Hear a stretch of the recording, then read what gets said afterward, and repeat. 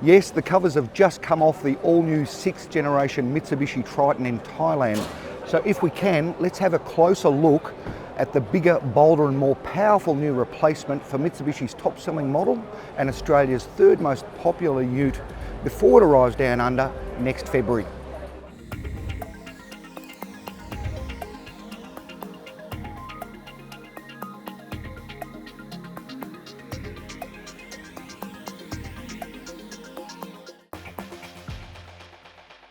So as we expected, the new Triton grows in every dimension. It's based on a bigger, beefier new ladder frame, and for the first time it brings twin turbo diesel power.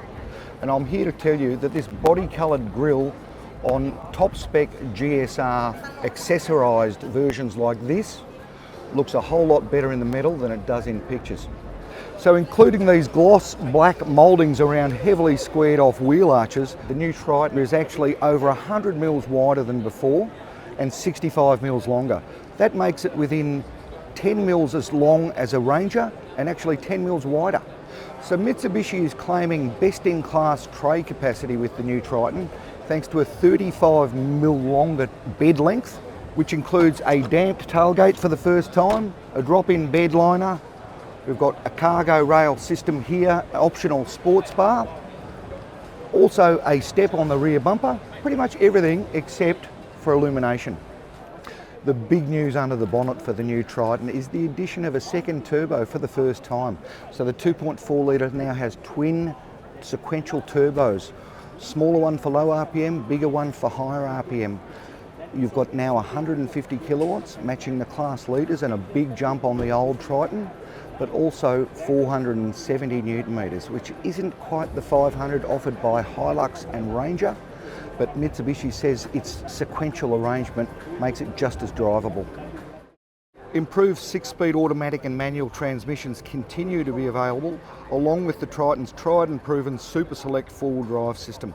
There's a 60% stiffer ladder frame, revised double wishbone coil front and leaf sprung rear suspension setups, and a move from hydraulic to electric power steering, all of which should improve ride, handling and refinement, but there's still no rear disc brakes. So the extra 50 mils of cabin width is immediately apparent inside, where there's an all-new upmarket interior with really soft, well-shaped seats. Yes, there's hard plastics on the dash and the door tops, but there's soft points where you need them. The big improvement though is this 9-inch touchscreen infotainment system, straight out of the Outlander, but comes with wireless Apple CarPlay. There's also a wireless phone charger. We've got reach and rake adjustable steering wheel column, but only a manual parking brake. Other tech advances for the new Triton include Bluetooth voice control and finally native satellite navigation, including traffic sign recognition. There is also a digital driver's display, but it's flanked by analog gauges. Mitsubishi's also claiming best-in-class rear knee room, and it's obvious. I've just been sitting in the front. I'm almost 6 foot tall and I've still got plenty of room here in the back for my legs. Also plenty of headspace, both front and rear. I think the rear seat back is a little bit more reclined. I've got fantastic ventilation outlets overhead, a folding armrest with cup holders, USB-C and A ports in the back and a 12-volt charger. Grab rails everywhere, and this orange trim of the GSR flagship really pops.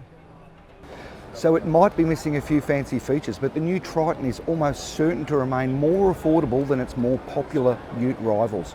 And I've no doubt Mitsubishi will have no trouble upselling the long list of customers in the queue for the current Triton when it arrives next year.